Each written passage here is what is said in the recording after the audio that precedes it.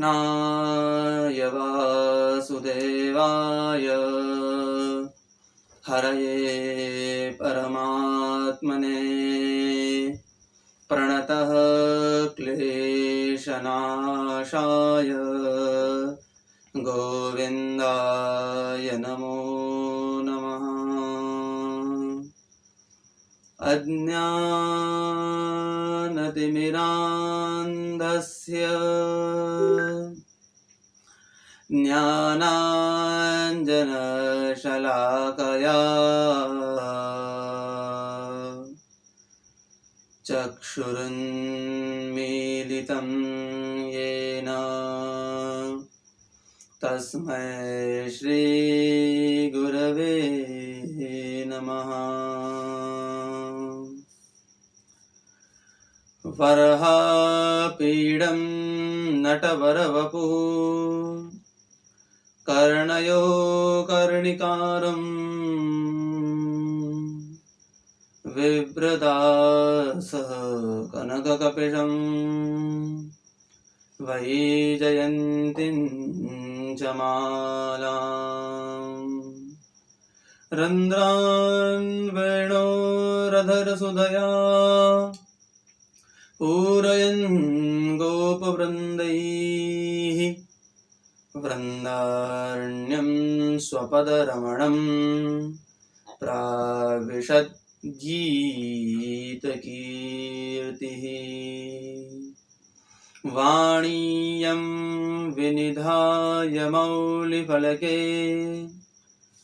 पाणिमनोहारिणी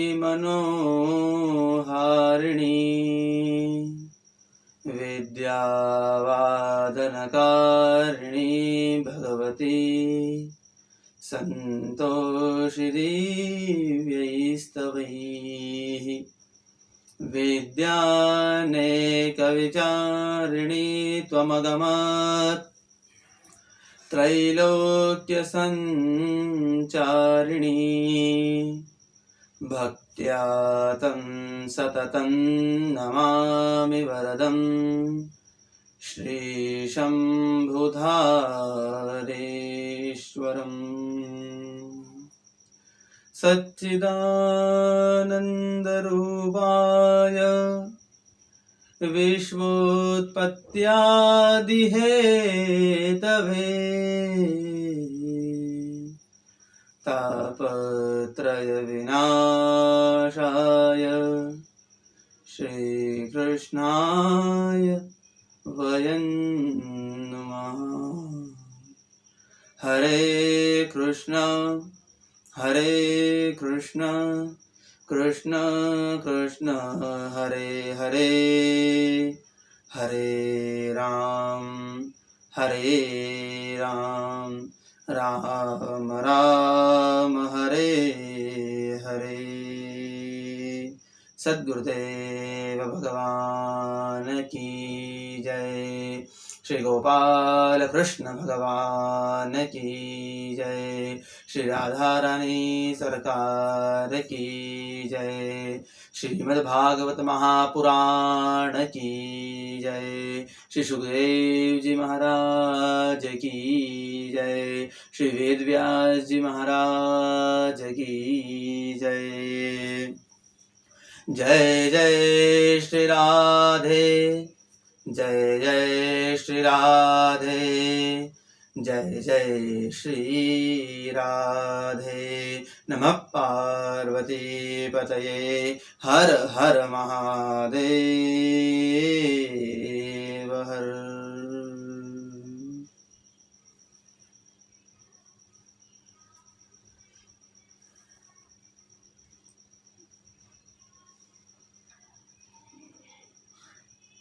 चित्तसार सिंधु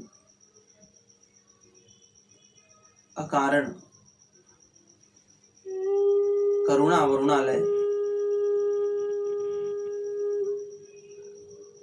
सर्वस्व भगवान श्री राधा गोविंद जी के चरण कमलों का ध्यान करते हुए आइए आप हम सभी इस पावन श्रीमद् भागवत ज्ञान गंगा में प्रवेश करें।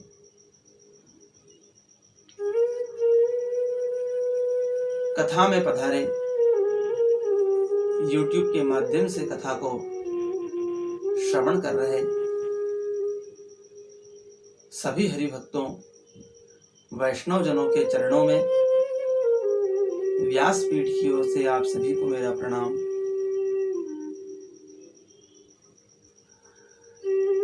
कथा के इस पावन नवम दिवस में भक्ति और श्रद्धा के साथ हम लोग प्रवेश करने जा रहे हैं।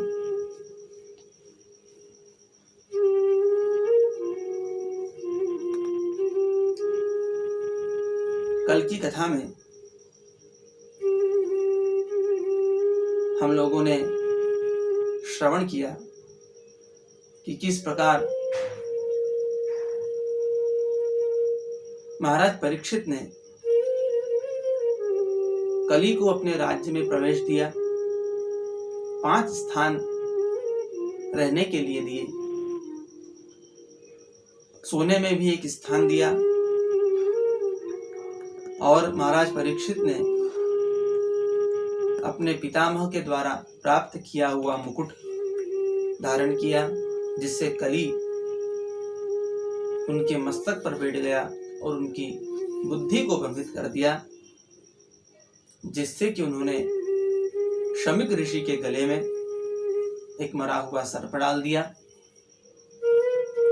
और जब ये बात उनके पुत्र महाराज श्रृंगी को मिली तो उन्होंने महाराज परीक्षित को श्राप दे दिया कि आज से 7वें दिन तुम्हें तक्षक सर्प डसेगा, जिससे तुम्हारी मृत्यु होगी। किंतु ये समाचार सुनकर महाराज परीक्षित को बिल्कुल भी दुख नहीं हुआ।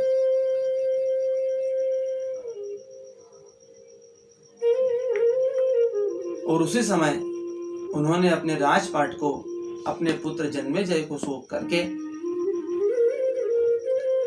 संतों की शरण में चले गए।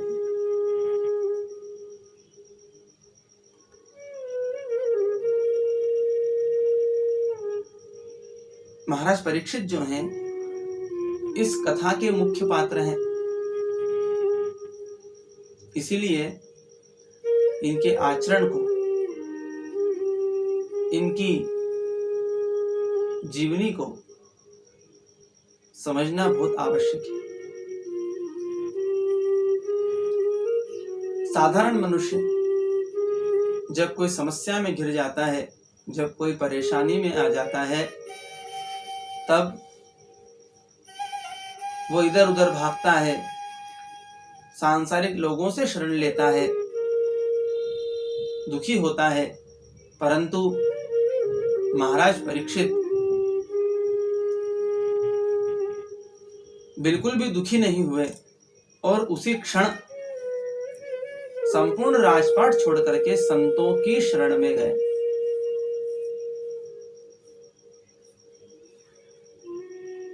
और ये चरित्र ऐसा है, ये पात्र, इस कथा के मुख्य पात्र ऐसे हैं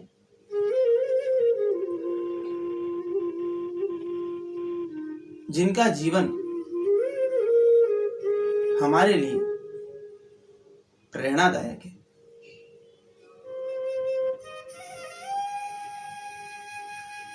श्रेष्ठ वक्ता तो सरलता से मिल जाते हैं, किंतु श्रेष्ठ श्रोता का मिलना बड़ा कठिन है। और ये तो ऐसे श्रोता हैं कि ऐसे श्रोता यदि किसी वक्ता को मिल जाए तो उस वक्ता का जीवन धन्य हो जाए। तो ऐसे महाराज परीक्षित मृत्यु को भी उपहार समझ करके संतों की शरण में गए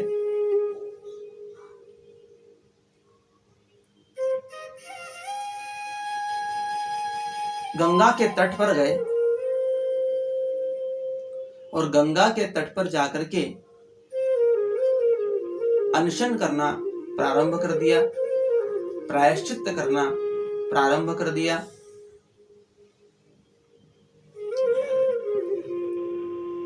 उसी समय उस गंगा के तट पर जब यह समाचार सभी ऋषियों को प्राप्त हुआ कि महाराज परीक्षित गंगा के तट पर अनशन कर रहे हैं, प्रायश्चित कर रहे हैं, तो च्यवन, गौतम, पुलस्त्य, गर्ग, व्यास आदि सभी मुनिगण गंगा के तट पर पहुंच गए। महाराज परीक्षित ने सभी को प्रणाम किया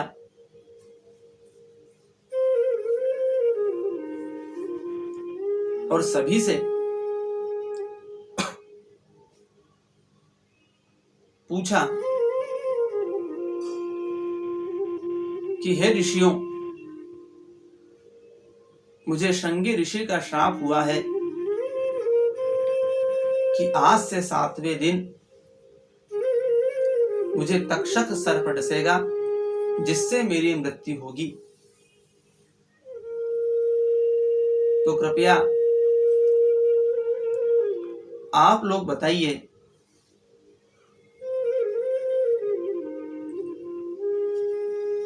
कि जो व्यक्ति मृत्यु को प्राप्त ही होने वाला है,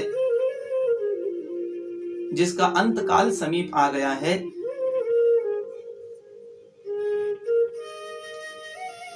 जो आसन्न मरण है, जो म्रियमाण पुरुष है, उसे अंत समय में क्या करना चाहिए। कुछ ऋषि मीमांसा की बातें बताने लगे, कुछ ऋषि कोई निर्णय नहीं कर पाए, परंतु अंत में सभी ने आपस में विचार करके एक बात कही, योगी नाम नृप निर्णीतम हरेर नामानु केवलम। योगियों ने निर्णय करके महाराज परीक्षित को बताया कि भगवान का नाम ही इस संसार में मनुष्य को मोक्ष प्रदान करने वाली है, औषधि है।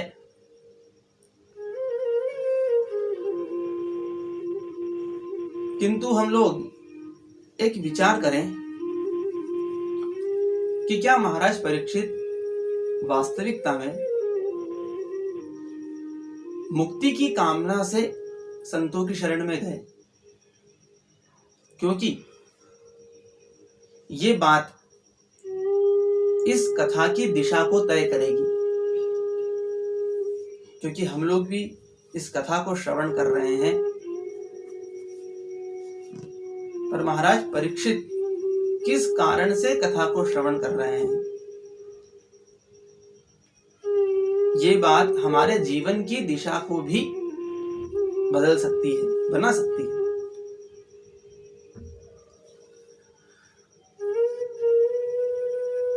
तो क्या वास्तविकता में महाराज परीक्षित मुक्ति की कामना से संतों की शरण में गए?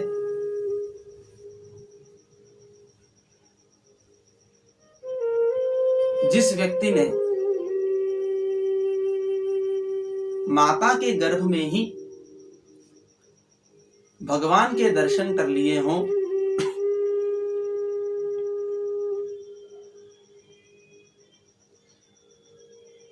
जिसको भगवान का साक्षात दर्शन हो गया हो,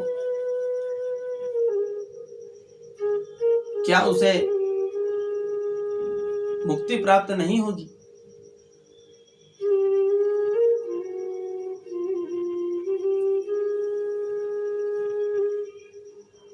जो पूरे जगत का रथ चलाता है, उसने इनके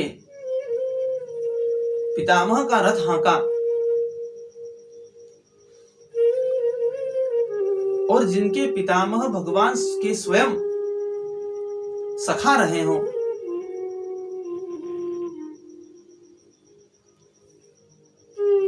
क्या ऐसे व्यक्ति को भी मोक्ष प्राप्त नहीं होता है?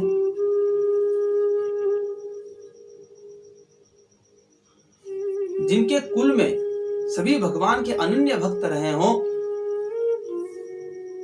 और ऐसा कहा जाता है कि जिस घर में एक भी वैष्णव, एक भी भक्त हो जाए तो उसकी 7 पीढ़ियां आगे की और 7 पीढ़ियां पीछे की तर जाती है, किंतु इस कुल में तो हर व्यक्ति वैष्णव है। तो क्या ऐसे महाराज परीक्षित मुक्ति की कामना से संतों की शरण में गए?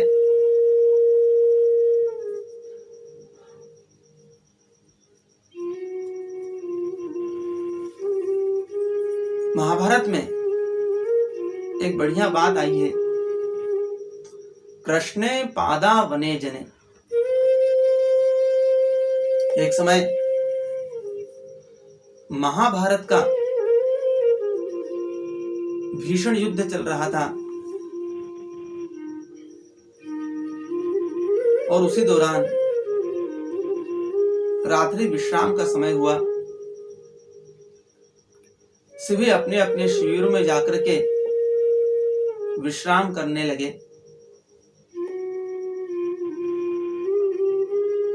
किंतु रात्रि में भगवान श्री कृष्ण अपने शिविर से निकल करके कहीं जाने लगे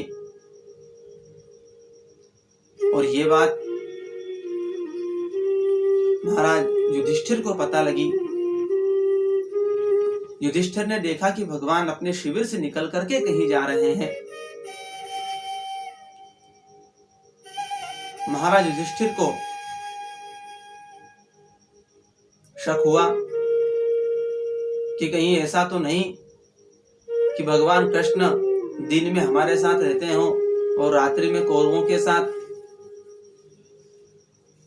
तो युधिष्ठिर ने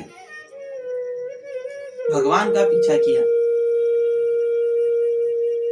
और जब भगवान का पीछा किया तो देखा कि भगवान महाराज अर्जुन के शिविर में घुस गए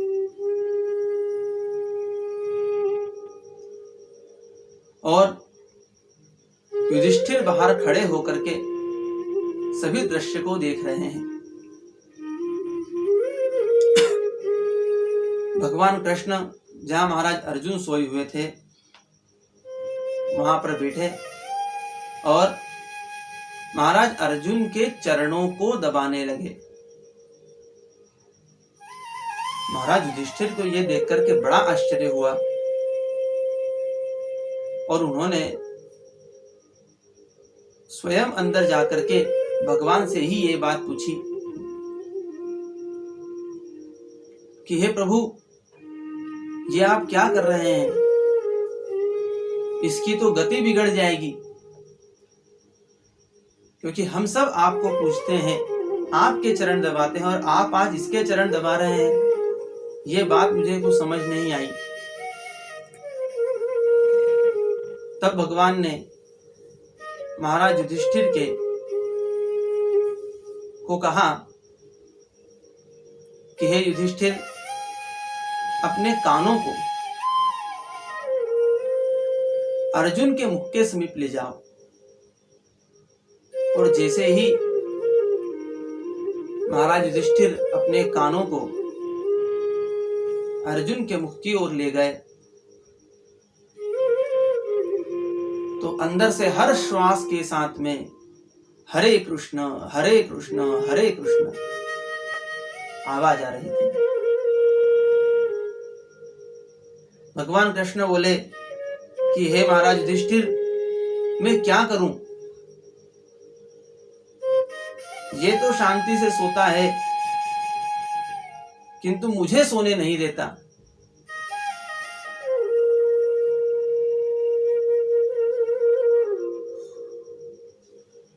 बार बार हर श्वास में मेरा नाम लेता है और इस कारण से मुझे नींद नहीं आ रही है। इसलिए मैं अर्जुन के पैर दबा रहा हूं कि यदि ये सोता है, ये सोएगा तो मुझे नींद आएगी। वास्तविकता में भी हमारे जीवन में भी यही होता है। हम यदि आज शांति से सो पा रहे हैं तो वो इसलिए कि हमारे लिए भगवान जाग रहे हैं। इस सृष्टि को संचालित कर रहे हैं। यदि वो स्वयं ही सो जाएं तो यह संसार ही नष्ट हो जाएगा।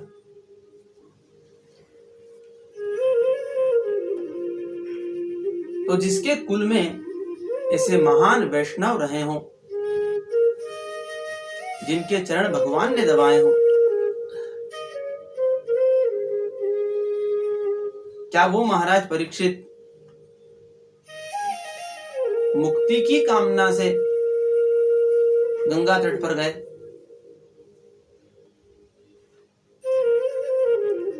मुक्ति चाहते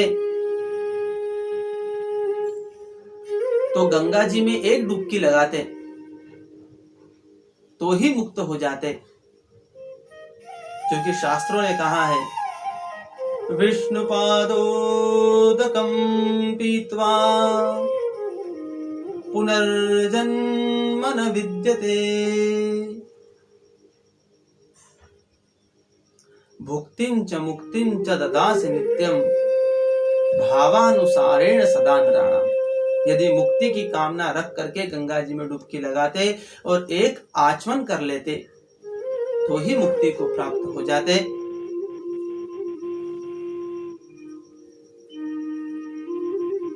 क्योंकि ये गंगा जो है ये मुक्ति धारा है, ये किसी में भेदभाव नहीं करती, ये सभी को स्वीकार करती है।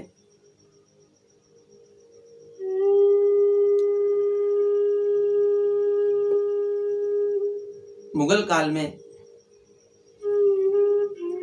एक कवि हुए हैं पंडित जगन्नाथ कविराज, जिन्होंने अनेकों ग्रंथों की रचना की।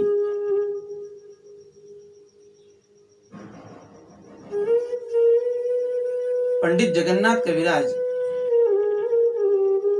शाहजहां के दरबार में कवि थे।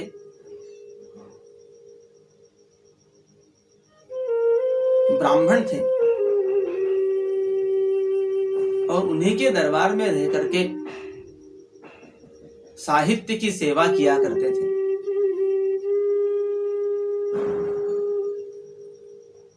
लंबे समय तक शाहजहां के दरबार में रहे और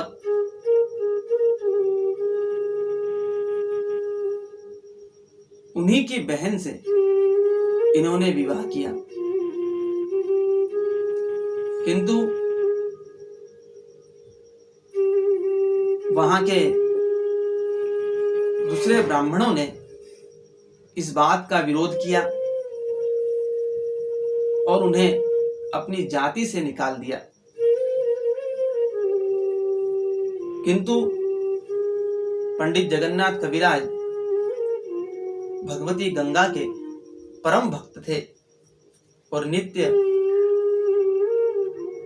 गंगा की सेवा किया करते थे।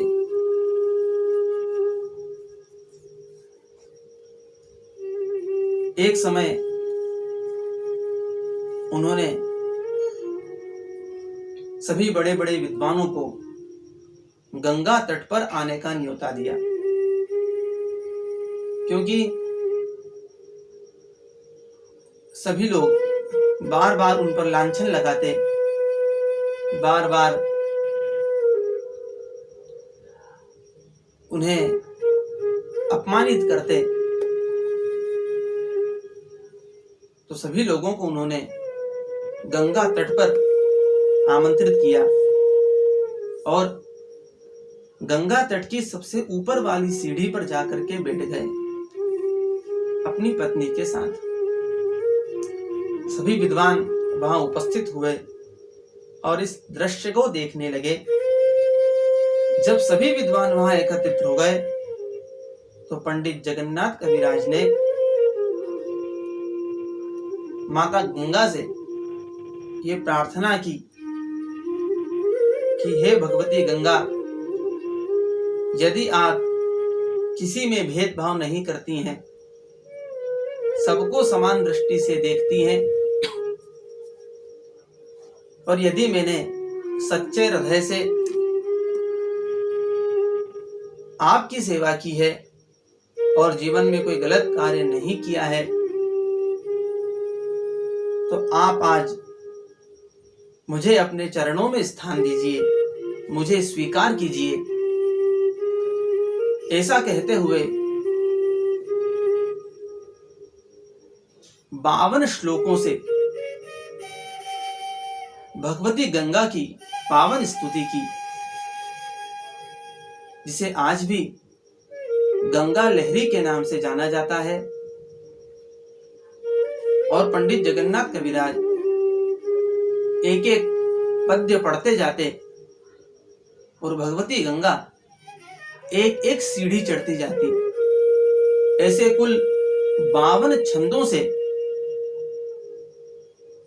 उन्होंने गंगा महारानी की स्तुति की, और अंतिम पद में गंगा महारानी ने उन्हें अपने साथ स्वीकार कर लिया। तो ये गंगा की महिमा है। गंगा किसी में भेदभाव नहीं करती,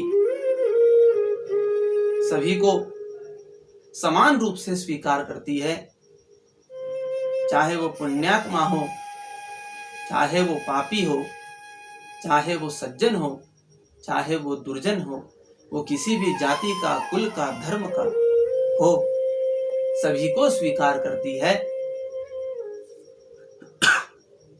और इसीलिए ये श्रीमद् भागवत भी गंगा है, क्योंकि ये भी किसी में भेद नहीं करती,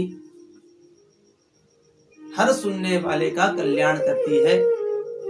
यदि महाराज परीक्षित का कल्याण किया तो धुंधकारी का भी कल्याण किया,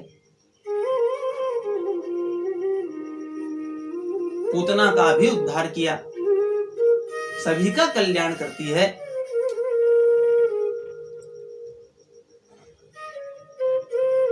और पंडित जगन्नाथ कविराज ने उसमें, उस गंगा लहरी में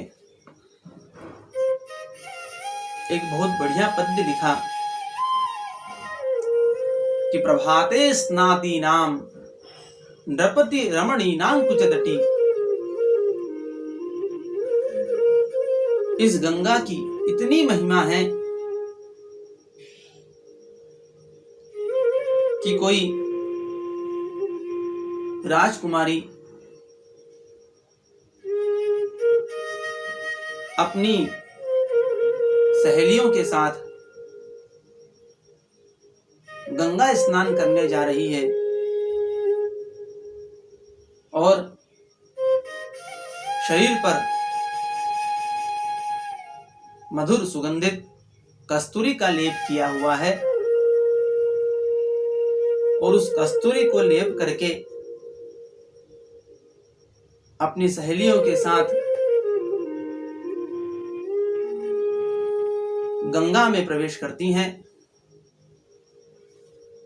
और जैसे ही उस कस्तूरी का स्पर्श गंगा महारानी के पावन जल से होता है, उसी क्षण वो कस्तूरी जिस मृग से प्राप्त हुई है, उस मृग को भी मुक्ति प्राप्त हो जाती है। ये गंगा की पावन महिमा है। तो इतनी पावन गंगा, जिसकी महिमा को महाराज परीक्षित भी जानते थे, यदि स्वयं उसमें डुबकी लगा लेते, एक आचमन कर लेते, तो ही मुक्त हो जाते।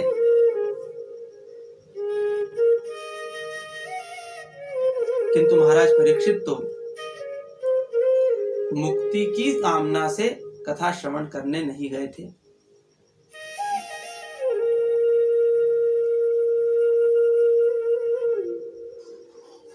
महाराज परीक्षित तो भागवत कथा रूपी अमृत का पान करना चाहते थे, आनंद प्राप्त करना चाहते थे, सुख प्राप्त करना चाहते थे, इसीलिए संपूर्ण राजपाट को छोड़ करके संतों की शरण में गए। तो क्या राजपाट में सुख नहीं था? यदि राजपाट में सुख होता, आनंद होता, तो महाराज परीक्षित से छोड़कर ही नहीं जाते।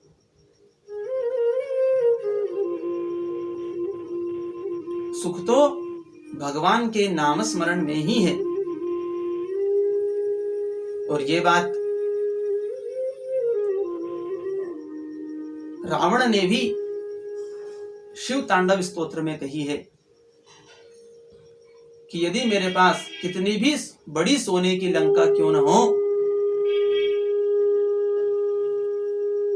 मुझे सुख तो, शांति तो भगवान का नाम लेने से ही प्राप्त होती है। शिवेति मंत्र मुच्चरन सदा सुखी भवामि हम। इसलिए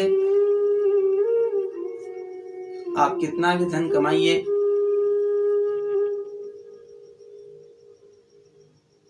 प्रयास कीजिए कि उस धन से, उस सोने से द्वारिका बने, लंका ना बने, क्योंकि उस लंका में कभी भी सुख प्राप्त नहीं हो सकता। सुख तो केवल भगवान के भजन में ही प्राप्त हो सकता है। और बिना त्याग के शांति नहीं। त्यागा शांतिरनंतरम, त्याग के बाद ही शांति प्राप्त होती है। यदि आप शांति प्राप्त करना चाहते हैं तो छोड़ना सीखिए।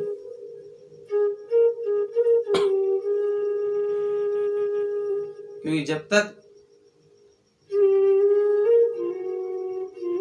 आप इस आसक्ति को नहीं मिटा देते, जब तक आप बंधन में रहेंगे, और जब तक बंधन रहेगा तब तक शांति नहीं प्राप्त हो सकती। आप ये निर्धारित करिए कि हमारे जीवन का लक्ष्य क्या है, हमने क्यों ये मानव जीवन लिया है।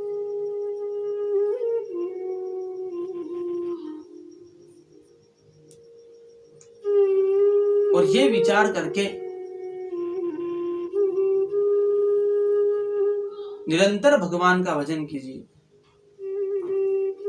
क्योंकि भगवान ने स्वयं ये कहा है, अंत काले च मामेव स्मरण मुक्ता कलेवरम। अंत समय में जो मेरा नाम लेता है, मैं उसको अपनी शरण में ग्रहण कर लेता हूं। किंतु अंत समय का मतलब जीवन का अंत समय नहीं। अंत समय का मतलब है हर क्षण का, हर पल का अंत। क्योंकि मृत्यु तो कभी भी आ सकती है। इसलिए हर क्षण भगवान का भजन कीजिए। और जो हर क्षण भगवान का भजन करता है, उसे ही अंत समय में भगवान याद आते हैं। क्योंकि किसी ने कहा है, जो रियाज करता है वो राज करता है। यदि आप बार बार भगवान के भजन करेंगे, बार बार भगवान का नामोच्चारण करेंगे, तब अंत समय में वो नाम आपके जिह्वा पर रहेगा, आपको याद आएगा।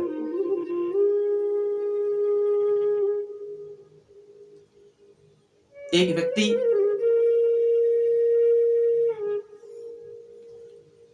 मरणासन्न अवस्था में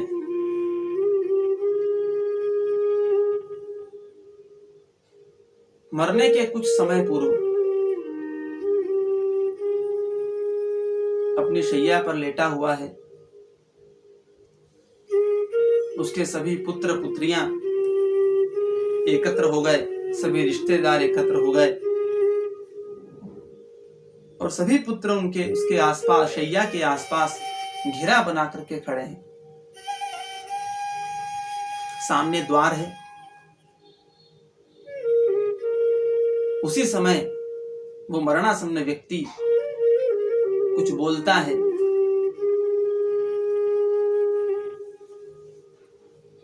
परंतु अंत समय है,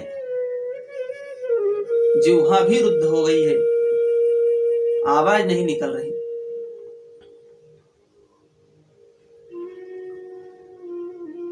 पुत्रों ने सुनने का तो प्रयास किया परंतु समझ नहीं पाए। तो सोचा कि शायद पिताजी कुछ रहस्य बताना चाहते हैं पर बोल नहीं पा रहे हैं। हो सकता है पिताजी कहीं धन गाड़ गए हों और अंत समय में बताना चाहते हों पर बता नहीं पा रहे हों। किंतु यदि पिताजी चले गए तो धन दबा का दबा ही रह जाएगा। ऐसा विचार करके उसी क्षण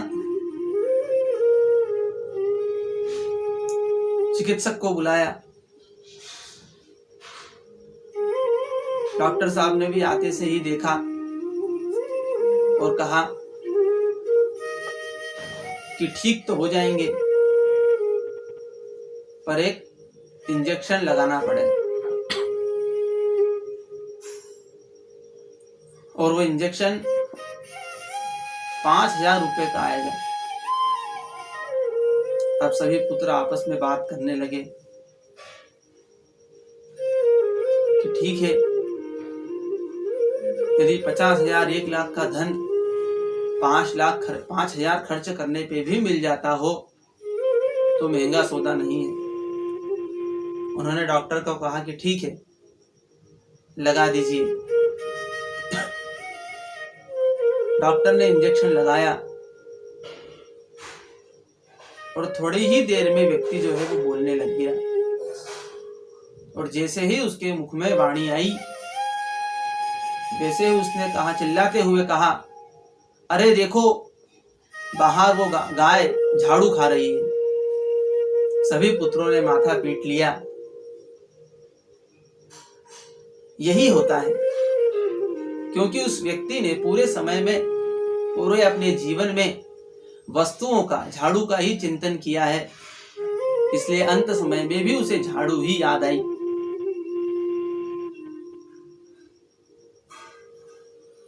इसलिए हर क्षण भगवान का भजन कीजिए, हर पल भगवान का भजन कीजिए, क्योंकि मृत्यु हमारे पीछे है और कभी भी हमें ग्रास बना सकती है। और एक बात और भी कि महाराज परीक्षित को 7 दिन का समय मिला। आपने भी इतने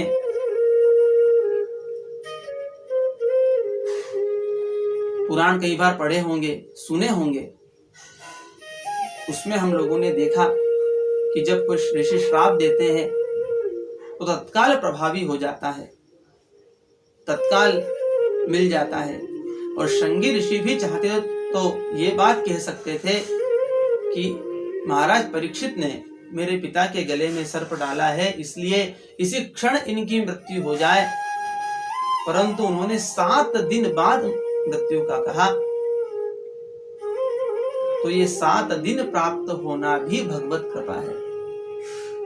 महाराज परीक्षित ऐसे परम वैष्णव हैं। ये कथा वास्तविकता में अपने आप में आश्चर्य है। ऐसा होना ही असंभव है कि 7 दिन दिए।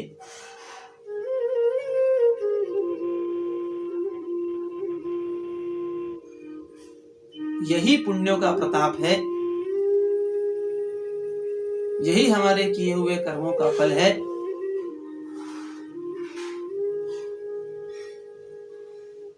और महाराज परीक्षित ने बिल्कुल भी शोक नहीं किया, अपितु उन श्रृंगी ऋषि को धन्यवाद दिया कि हे प्रभु, हे ऋषि,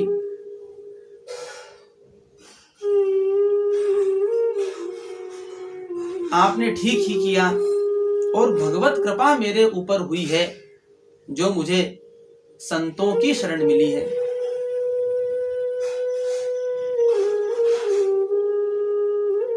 और वास्तविकता में ये संतों की शरण मिलना भी, अंतकाल में भगवान का नाम लेना भी, अंतकाल में भगवान की कथा श्रवण करने को मिल जाए, ये भी भगवत कृपा ही है।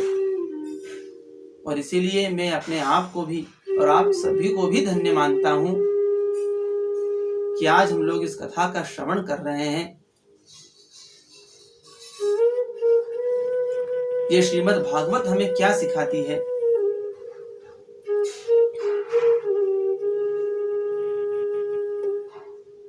विभिन्न ग्रंथ हमें कुछ न कुछ सिखाते हैं।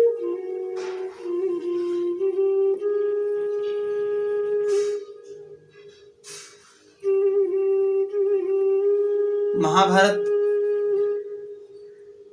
हमें करना सिखाती है कि किसी कार्य को करना कैसे है।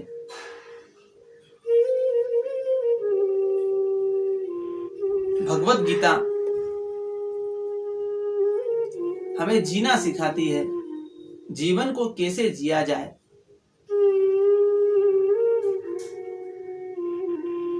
रामायण श्री राम जी का चरित्र हमें रहना सिखाता है, किन आदर्शों के साथ में, किन मर्यादाओं के साथ में मनुष्य को रहना है। परंतु श्रीमद् भागवत तो हमें मरना सिखाती है।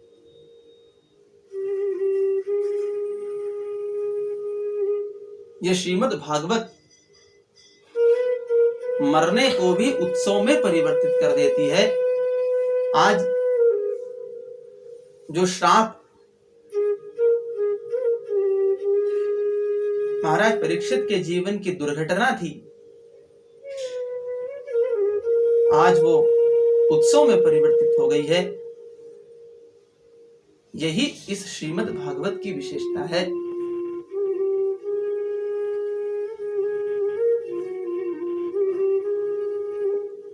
और एक बात और, जब महाराज परीक्षित वन में गए और शमीक ऋषि के गले में सांप डाला, सर्प डाला, तो इसलिए डाला कि प्यास से व्याकुल थे। और प्यास से व्याकुल होकर के उन्होंने ऋषि से जल मांगा था, परंतु वो समाधि अवस्था में होने के कारण दे नहीं पाए थे और इसी वजह से उन्होंने सर्प डाल दिया था। तो प्यास से व्याकुल होकर के उन्होंने ये सर्प डाला था। किंतु भागवत के दशम स्कंध में के प्रारंभ में जब सुखदेव जी महाराज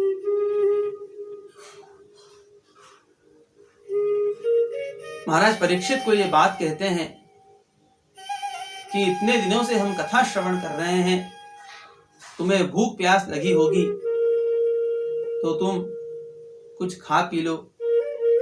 परंतु महाराज परीक्षित इतने दिनों तक बिना कुछ खाए पिए कथा का श्रवण करते रहे।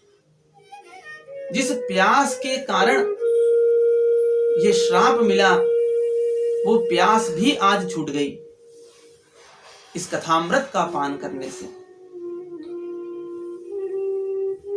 और ऐसी ये मधुर कथा है। और महाराज परीक्षित जानते थे कि बिना संतों की शरण में गए मुक्ति नहीं मिल सकती।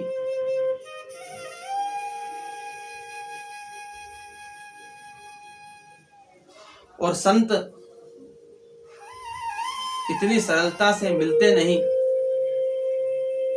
और यदि मिल जाए तो जीवन को धन्य कर देते हैं।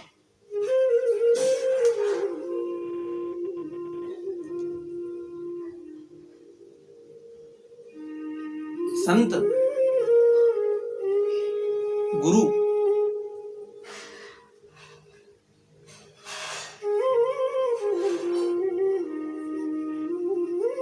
व्यक्ति को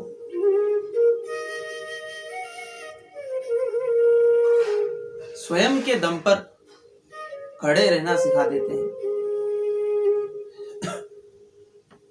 एक बार एक व्यक्ति किसी नदी में डूब रहा था और एक संत ने जब ये देखा कि ये व्यक्ति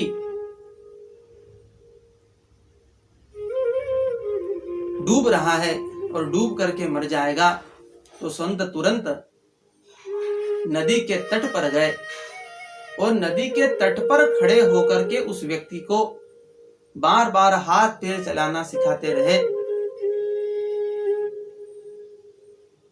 व्यक्ति घबराने लगा, हांफने लगा, सांस तक भर आई।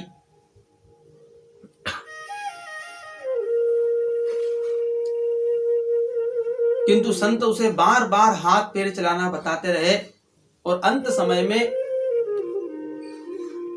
उसने बड़े वेग के साथ में अपनी पूरी शरीर की ऊर्जा लगा करके हाथ पैर चलाए और हाथ पैर चला करके तट पर आ गया।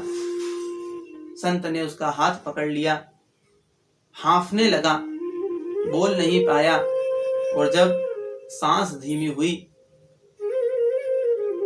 तो उन्होंने संत को क्रोध की मुद्रा में देखा कि हे ऋषि, आप तो मुझे बचा सकते थे, परंतु आप नदी में नहीं कूदे। संत ने बड़ा ही सुंदर उत्तर दिया कि यदि आज मैं तुम्हें कूद करके तुम्हारी जान बचा देता और कल फिर यदि तुम डूबते और वहां कोई नहीं होता तो फिर तुम्हारा क्या होता। आज तुम तैरना सीख गए हो, इसलिए जीवन में कभी भी डूबोगे तो तुम स्वयं ही निकलना भी जान जाओगे, निकल पाओगे। ऐसे ही संत हमारे जीवन की समस्याओं को कौशल में परिवर्तित कर देते हैं, हमारी समस्याओं को, हमारे कमजोरियों को ही हमारी ताकत बना देते हैं। ये संत की विशेषता है, डूबते को तैरने में परिवर्तित कर देते हैं।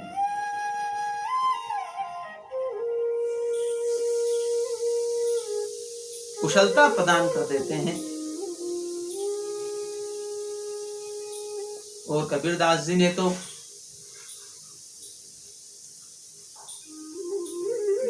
संत की तुलना, गुरु की तुलना रंगरेज से की है। साहब मेरा रंगरेज। जिस प्रकार रंगरेज कपड़े को रंगता है, उसी प्रकार संत, कोई गुरु यदि जीवन में मिल जाए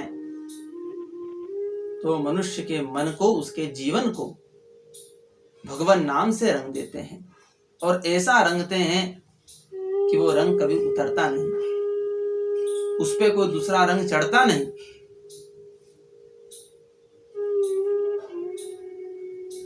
ये संतों की विशेषता है।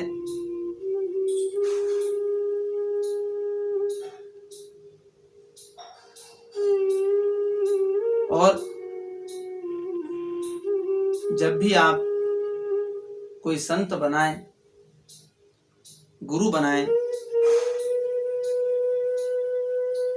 तो ये मत देखिए कि वो आपसे क्या लेते हैं, ये देखिए कि वो आपको क्या देते हैं। शास्त्रों ने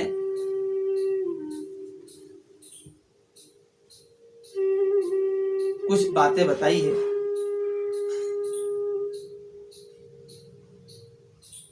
यदि किसी व्यक्तित्व में यदि ये बातें आपको दिखाई दे तो आप उन्हें अपना गुरु बनाइए। सबसे पहली बात जो गुरु देते हैं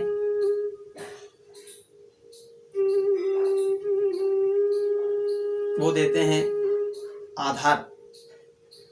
जब कोई गुरु हमारे जीवन में आते हैं तो एक ऐसा आधार प्रदान कर देते हैं कि व्यक्ति के जीवन में स्थायित्व आ जाता है, स्थिरता आ जाती है।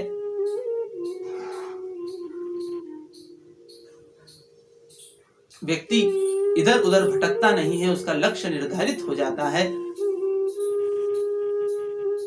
तो यदि ऐसा कोई दिखाई दे तो उन्हें गुरु बनाइए।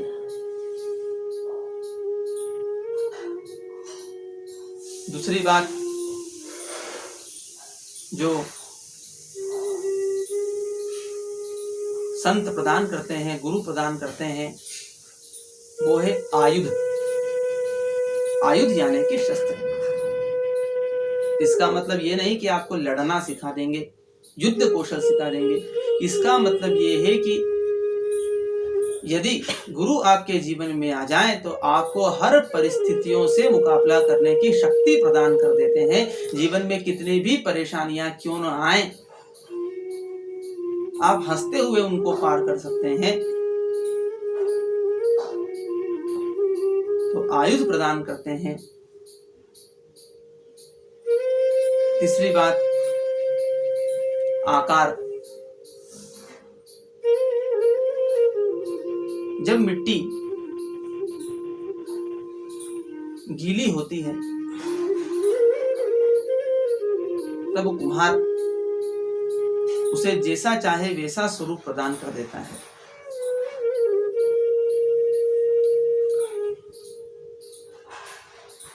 चाहे तो सुंदर सा गुलदस्ता बना दे, चाहे तो कोई मटकी बना दे, चाहे दीपक बना दे, चाहे तो कोई खिलौना बना दे। ऐसे ही संत आपके जीवन को आकार प्रदान करते हैं। आपके अनुरूप सही आकार प्रदान कर देते हैं। यदि ऐसे गुण किसी व्यक्ति में दिखाई दे, ऐसी विशेषताएं किसी व्यक्तित्व में दिखाई दे, तो उन्हें गुरु बनाइए। और संत क्या प्रदान करते हैं? तो चौथी बात बताई, आहार। आहार का मतलब ये नहीं कि आपके घर में खूब अनाज दाल भर देंगे, नहीं। आहार का मतलब है भगवान नाम रूपी आहार। आपको आपके जीवन में भगवान नाम की आवश्यकता लगने लगे।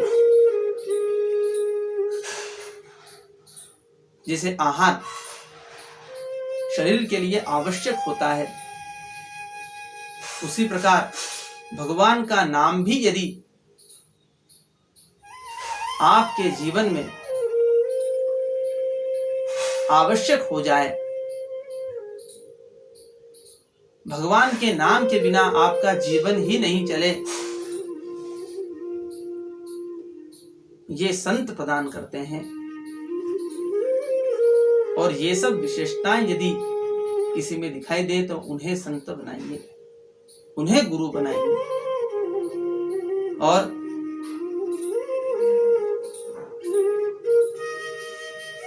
कभी भी किसी व्यक्ति या व्यक्तित्व के प्रभाव को देख करके गुरु नहीं बनाइए, अपितु व्यक्ति के स्वभाव को देख करके गुरु बनाइए। यदि आप उनके प्रभाव को देख करके गुरु बनाएंगे तो हो सकता है कि जीवन में कहीं आपको धोखा मिल जाए, परंतु यदि आप उनके स्वभाव को देख करके गुरु बनाएंगे तो आपका जीवन भी सुखमय हो जाएगा। और गुरु भगवान नाम रूपी ऐसा आहार प्रदान कर देते हैं कि उसके बिना रहा नहीं जाता। और वास्तविकता में पूजा भक्ति जो हम लोग करते हैं वो इतनी करना चाहिए और ऐसी करना चाहिए कि वो अप्रयत्नशील हो जाए।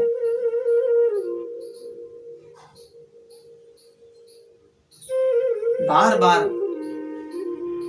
हम लोग किसी चीज का रियाज करते हैं, अध्ययन करते हैं, तो फिर वो चीज हमें बार बार याद नहीं रखना पड़ती, हमारे स्वभाव में ही आ जाती है। ऐसे ही भगवान का नाम हमारा स्वभाव बने।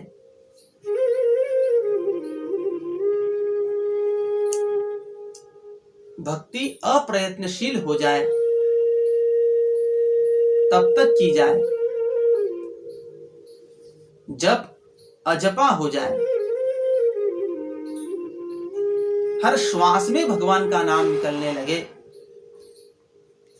हर श्वास के साथ में भगवान नाम उच्चारण हो, इतना प्रयत्न किया जाए, बार बार प्रयत्न ना करना पड़े, अप्रयत्नशील हो जाए।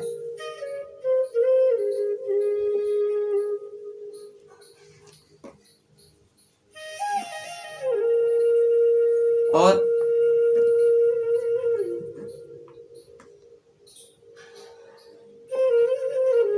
ये जीवन भगवान के नाम के माध्यम से ही धन्य हो सकता है। इसीलिए शास्त्रों ने कहा हरेर नामानु केवलम, केवल भगवान नाम से, इसका कोई दूसरा रास्ता नहीं है। केवल भगवान नाम से, केवल शब्द लगा दिया।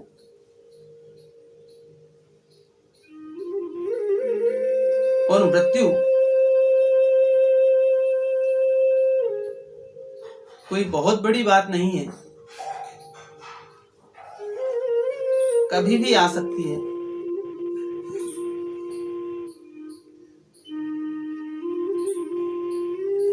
आप श्वास अंदर लेते हैं, बाहर छोड़ते हैं,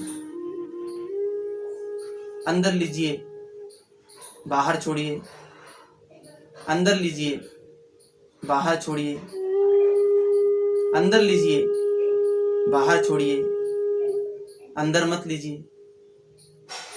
बस इतनी ही मृत्यु है और इसी को समझना है।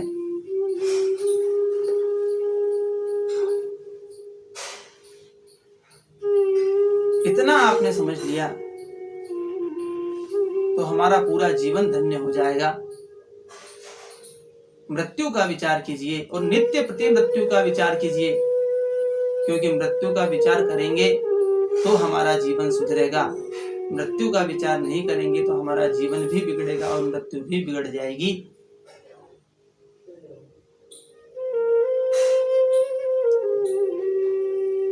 तो सदैव भगवान का भजन करते रहिए,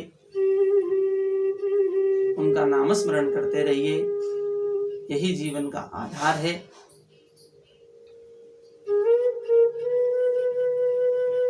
आज की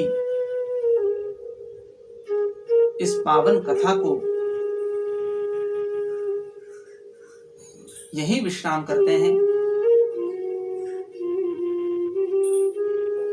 आगे की कथा अगले अंक में श्रवण करेंगे। आज के लिए मुझे आज्ञा दीजिए।